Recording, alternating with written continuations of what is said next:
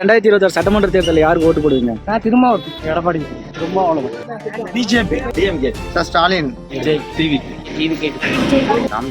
திமுக தான் போடுவேன். விஜய், நாம் தமிழர், பிஜேபி தான். ரெட்டேலை தான் ஓட்டு போடுவேன்.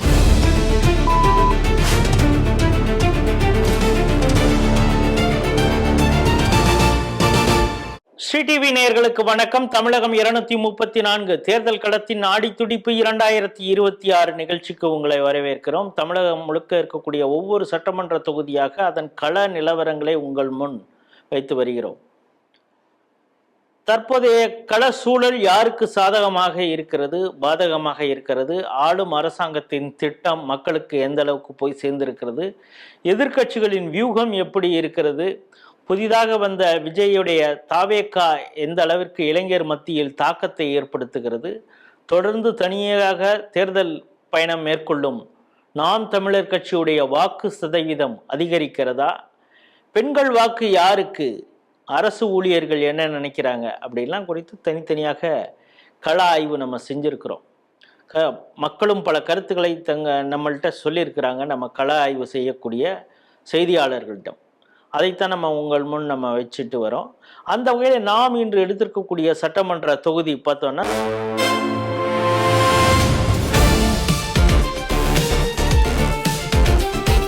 தருமபுரி மாவட்டத்தில் வரக்கூடிய அரூர் சட்டமன்ற தொகுதி. இது ஒரு தனி தொகுதி, பட்டியல் சமூகத்திற்காகவே ஒதுக்கப்பட்ட ஒரு தொகுதி. இங்கே மொத்த வாக்காளர்கள் அப்படின்னு பார்த்தோம்னா 2,43,000 பேர் இருக்காங்க. ஆண் வாக்காளர்கள் 1,21,000 பேரும், பெண் வாக்காளர்கள் 1,22,000 பேரும் இருக்கிறாங்க. தற்போதைய சிட்டிங் எம்எல்ஏ யார் அப்படின்னு பார்த்தீங்கன்னா சம்பத்குமார், அதிமுக கட்சியை சார்ந்தவர். இவர் 2021 99,000 வாக்குகள், அதாவது 50% வாக்குகள் பெற்று அவருக்கு அடுத்தபடியாக சிபிஎம் கட்சியிலே போட்டியிட்ட ஏ குமார் அவர் 68,000 வாக்குகள் வாங்கினார். அதுக்கப்புறம் அமமுக அவங்க ஆர் முருகன் அப்படிங்கிறவர், அவரும் கூட நல்ல வாக்கு வாங்கியிருக்காரு, 14,000 வாக்குகள் வாங்கியிருக்காரு. நாம் தமிழர் கட்சியை சார்ந்தவர் கீர்த்தனா 10,000 வாக்குகள் வாங்கியிருக்காங்க. 2019 சம்பத்குமார், அதாவது ஒரு இடைத்தேர்தல் மாதிரி இங்கே நடந்தது. அப்பொழுது சம்பத்குமார் அவர் தான் வெற்றி பெற்றிருக்காருன்னு பார்க்குறோம். அப்பொழுது ஆர் முருகன் இண்டிபெண்ட்டாக போட்டியிட்டு 20,000 வாக்குகள் வாங்கியிருக்கார் அப்படிங்கிறதும் நம்ம கூர்ந்து கவனிக்கணும். 2016 அதிமுக சார்பாக ஆர் முருகன் போட்டியிட்டு வெற்றி பெற்றார் அப்படிங்கிறது.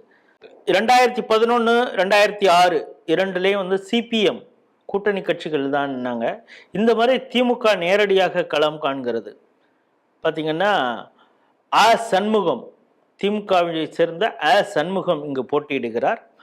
அதிமுக சார்பாக 2021 வெற்றி பெற்ற சம்பத்குமார் அவரே களம் காண்கிறார்.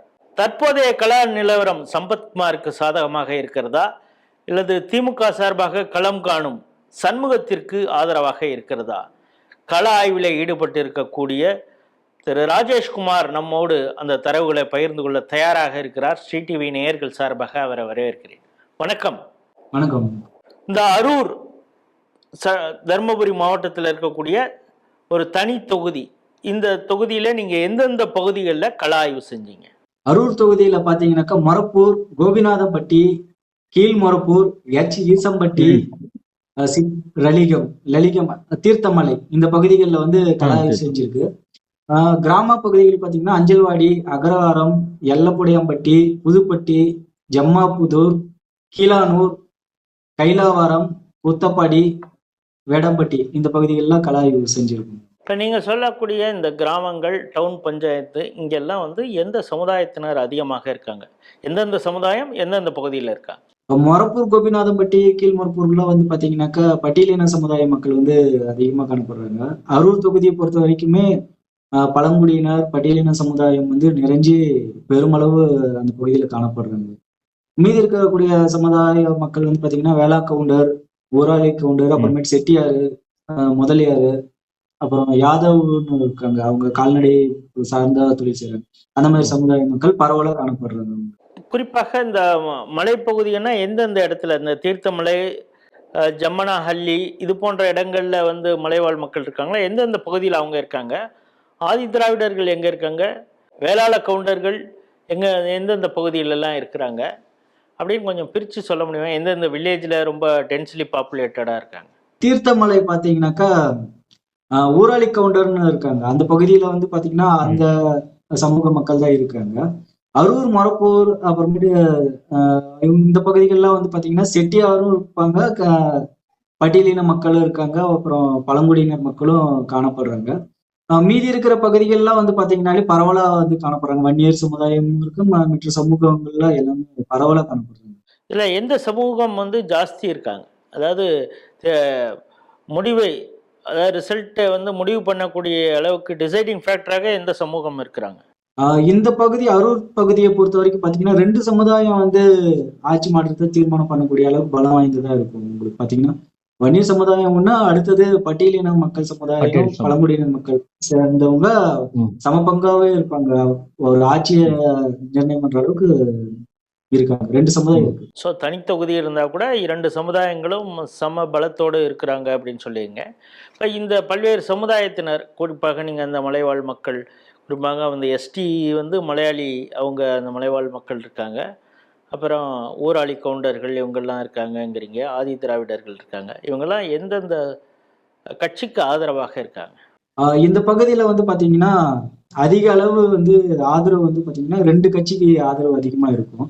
ஒண்ணு விசிக விடுதலை சிறுத்தை கட்சிக்கு ஆதரவு பெருமளவு இந்த பகுதியில காணப்படுது. 2வது அதிமுக கட்சிக்கு, பிஎம்கே கட்சிக்கு வந்து ஆதரவு வந்து பெருமளவு காணப்படும். டிஎம்கே கட்சிக்கும் சம அளவு. இந்த 3 கட்சிகளும் பாத்தீங்கன்னா சம பங்கு இதுல வந்து காணப்படுது. இப்ப விசிகே கட்சியும் திமுக கட்சியும் ஒரே கூட்டணியில இருக்கிறதுனால வந்து பாத்தீங்கன்னா அந்த பகுதியில வந்து அந்த வாக்காளர்கள் வந்து பெருமளவு பலம் வாய்ந்த மாதிரி காணப்படுறாங்க. அதே சமயம் வந்து வன்னியர் சமுதாயமும் அதிமுக கூட்டணி சார்ந்து இருக்கிறதுனால அதுவும் வந்து பலம் சார்ந்து இருக்கு. இந்த சட்டமன்ற தொகுதியை பொறுத்தளவு ஆர் முருகன்கிறவர் அமமுக கட்சியை சார்ந்தவர், அவரும் இருந்தார். அதே போல் நீங்கள் சொல்கிறது மாதிரி 2014 கோவிந்தசாமி விசிகா அவங்க தனியாக போட்டிட்டு அவர் ஒரு 33,000 வாக்கு வாங்கியிருக்காரு. அந்த 2014 முரளி அப்படிங்கிறவர் பாமக சார்பாக போட்டிட்டு அவர் 27,000 வாக்குகள் வாங்கியிருக்காரு அப்படிங்கிறத பார்க்குறோம். ஸோ சமூக ரீதியாக பிரிஞ்சிருந்தா கூட இத்தனை வாக்குகள் வாங்கியிருக்கிறாங்க. நாம் தமிழர் கட்சி கீர்த்தனாங்கிறவங்க 10,000 வாக்குகள் வாங்கியிருக்காங்க அப்படிங்கிறத பார்த்தோம். இப்போ இந்த சட்டமன்ற தொகுதியை பொறுத்தளவு இளைய வாக்காளர்கள் அப்படின்னா எவ்வளோ சதவீதம் இருப்பாங்க? இந்த பகுதியை இளைய வாக்காளர்கள் வந்து பாத்தீங்கன்னா 20,000 இருந்து 25,000 பேர் பக்கம் இருக்காங்க. இந்த பகுதி அதிகமாவே காணப்படுறாங்க. இந்த பகுதியில இளம் வாக்காளர்கள் பெரும்பாலும் நாம் தமிழர் கட்சிக்கு இந்த பகுதியில அதிகமா காணப்படுறாங்க. இந்த 2வது டிவிகே கட்சிக்கு அதிகமா காணப்படுறாங்க. விடுதலை சிறுத்தை கட்சிக்கும் இருக்காங்க. இப்ப நாம் தமிழர் கட்சிக்கு, இப்ப விஜயுடைய கட்சிக்கு எந்த சமூகத்தினருடைய வாக்கு அதிகமாக போகுது? 3 சமுதாயம். இப்ப பட்டியலின மக்களும் மலைவாழ் மக்கள் இருக்காங்க அவங்க, அப்புறம் வன்னியர் சமுதாயத்துல கூட இருக்காங்க விஜய்க்கு ஆதரவா. இந்த பகுதியில இளைஞர்கள் வந்து பெரும்பாலும் பொதுவா வந்து இளைஞர்கள் வந்து சீமான் கட்சிக்கும் விஜய் கட்சிக்கும் ஆதரவு வந்து அதிகமா கொடுக்குறாங்க. விசிகே கட்சிக்கு பெருமளவு இந்த பகுதியில் காணப்படுது. இப்ப இந்த கட்சியில வந்து 3 முறை சிபிஎம் போட்டிட்டு இருக்கு, கம்யூனிஸ்ட் கட்சி, மார்க்சிஸ்ட் கட்சி. 2006, 2011 டில்லி பாபு தான் எம்எல்ஏவாக இருந்தார். 2021 கூட்டணி கட்சிக்கு திமுக ஒதுக்கியதுனால சிபிஎம் தான் இந்த இடத்துல போட்டி போட்டிருக்காங்க. அப்படிங்கிறப்ப கம்யூனிஸ்ட் கட்சிகளுக்குன்னு வாக்கு வங்கி எந்த அளவுக்கு இருக்குங்க? பரவலா காணப்படுது. பாத்தீங்கன்னா அதுவும் ஒரு பலம் வாய்ந்த வாக்கு வங்கியா தான் இருக்கு. இருந்தாலும் இது வந்து பிற்படுத்தப்பட்ட சமுதாயம், அந்த அரூர் தொகுதியை பொறுத்த வரைக்கும் அதிகமா பட்டியலின மக்களும் வந்து ஒரு சமூகம் மட்டும் இருக்கிற மாதிரியான சூழ்நிலை, ஒரு கட்சிக்கு ஆதரவு கொடுக்குற மாதிரி தான் இருக்கு. அந்த பகுதியில் வந்து பாத்தீங்கன்னா விசிகேக்கு தான் இருக்கு ஆதரவு. இப்ப இந்த சட்டமன்ற தொகுதியை பொறுத்தளவு பெண் வாக்காளர்கள் இவங்க என்ன நினைக்கிறாங்க? இந்த ஆட்சி குறித்து என்ன நினைக்கிறாங்க? ஆட்சியுடைய திட்டங்களை எப்படி பாக்குறாங்க? ஆட்சி குறித்து வந்து பாத்தீங்கன்னாக்கா பெருமளவும் நல்லபடியான ஆட்சி நடக்குது, நம்மளுக்கு ஆதரவு நடந்திருக்கு. மக்கள் வந்து இந்த பகுதிக்கு வந்து இந்த நலத்திட்டங்கள்லாம் வந்து செஞ்சிருக்காங்க மாநில அரசும் மத்திய அரசும் அப்படின்ற மாதிரியான கருத்துக்கள் வந்து பாத்தீங்கன்னா அந்த பகுதியில எதுவுமே இல்லை அப்படின்ட்டுதான் சொல்றேன். ஏன்னா யாருமே வந்து எங்களுக்கு வந்து இந்த மாநில அரசும் மத்திய அரசும் இந்த பகுதியில வந்துட்டு இவ்வளவு நலத்திட்டங்கள் செஞ்சிருக்காங்க, அப்படின்ட்டு யாரும் குறிப்பிட்டு அந்த பகுதியில சொல்லப்படல. மகளிர் உரிமை தொகையோ இந்த விடியல் பயணம், இலவச விடியல் பயணமோ இதெல்லாம் அந்த மக்களுக்கு போய் சேரவே இல்லையா? அந்த பகுதியில எல்லா மத்திய அரசு மாநில அரசு பரவலா நடந்திருந்தா கூட அந்த பகுதியில இருக்கக்கூடிய மக்கள் வந்து அதை குறிப்பிட்டு முன்னெடுத்து நம்மளுக்கு இந்த பகுதியில இதெல்லாம் நடந்திருக்கு, இந்த தேவைகள்லாம் இருக்கு அப்படின்ற ஒரு விரிவான பதிலாக்கம் அந்த பகுதி மக்கள் கிட்ட எதுவும் பெரிய பெரிய அளவு வரல. 1000 ரூபாய் வர்றது எங்களுக்கு 1000 ரூபாய் எதுவும் வர்றதில்ல. அப்புறம் எதுக்கு நாங்க திமுக கொடுப்போம்? மகளிர் உரிமை தொகை 5000 எல்லாருக்கும் போய் சேர்ந்திருக்கு அப்படிங்கிறாங்க. இப்போ அங்கே மகளிர் உரிமை தொகை வாங்கி 5000 வாங்கியவர்கள் இந்த பொங்கலில் ஒரு 3000 வாங்கியிருக்கிறாங்க. இதெல்லாம் அதை பற்றிலாம் அவங்க பேசவே இல்லையா? இந்த திமுக அரசு தான் இது பண்ணியிருக்கு அப்படின்னு ஒன்றும் பேசலையா? மகளிர் திட்டம் பேருந்து வசதி வந்து சொல்றாங்க, அதனால வந்து எந்த பயனும் இல்லாத மாதிரி. இப்போ ஒரு மகளிர் வந்து பாத்தீங்கன்னா எனக்கு வந்து இந்த 5000 மகளிர் தொகை வந்து எனக்கு வரவே இல்லை அப்படின்ற மகளிரும் அதிகமா காணப்படுறாங்க. வந்திருக்கு அப்படின்றவங்களே எனக்கு வந்து இந்த பணம் வந்து எனக்கு கிடைச்சிருக்கு, அதனால நான் வந்து பயன்பெற்றேன் அப்படின்ற கருத்தை அவங்க சொல்லாம இருக்காங்க. என்னமோ போப்ப அப்படின்ற மாதிரி ஒரு சலிப்பு தன்மையோட பதிலாதான் இருக்கு தவிர்த்து அந்த பகுதியில ஒரு அரசியல் சார்ந்து ஒரு விரிவாக்கமான பதில் எந்த ஒரு பதிலும் அவங்க முன்னெடுத்து வைக்காம இருக்காங்க. இப்போ இளைஞர்கள் எப்படி, படித்த இளைஞர்கள், காலேஜுக்கு போற இளைஞர்கள், இவங்கெல்லாம் ஏதாவது கருத்து சொல்றாங்களா? இந்த ஆட்சி குறித்து எப்படி பாக்குறாங்க? இப்ப இளைஞர்கள் மத்தியில பாத்தீங்கன்னா சிறு குறு தொழில் செய்யறவங்க ஒரு பகுதி இருக்காங்க. மற்றபடி படிக்கக்கூடிய இளைஞர்கள் இருக்காங்க, வெளியூர்ல போய் வேலை செய்யக்கூடிய இளைஞர்கள் இருக்காங்க காணப்படுறாங்க. வந்து பாத்தீங்கன்னா சிறு தொழில் செய்யக்கூடிய இளைஞர்கள்லாம் வந்து பாத்தீங்கன்னா விசிக விடுதலை சிறுத்தை கட்சிக்கு பெருமளவு ஆதரவு கொடுத்து பேசப்படுறாங்க, கருத்து முன்வைக்கிறாங்க. அப்புறம் தளபதி விஜய் நம்மளுக்கு வந்து ஒரு புதிய மாற்றம் கொடுக்கணும் அப்படின்ற மாதிரி ஆர்வமான ஒரு கருத்து வைக்கிறாங்க. வெளியில வேலை செய்யக்கூடிய இளைஞர்கள்லாம் வந்து பாத்தீங்கன்னாக்கா அதிமுக ஆதரவு அளிக்கக்கூடிய இளைஞர்களா இருக்காங்க அப்படின்ற பரவலா பேசப்படுறாங்க. இப்ப 3 வெரைட்டி. பெண்கள் வந்து பாத்தீங்கன்னா அதிக அளவு விஜய்க்கு வந்து டிவிகேக்கு வாக்களிக்கக்கூடிய கருத்து முன்னெடுத்து வைக்கிறாங்க. 2026 சட்டமன்ற தேர்தலில் நீங்க யாருக்கு ஓட்டு போடுவீங்க? விஜய்க்குங்களா? 2026 நீங்க யாருக்கு ஓட்டு போடுவீங்க? விஜய்ங்களா? 2026 நீங்க யாருக்கு ஓட்டு போடுவீங்க?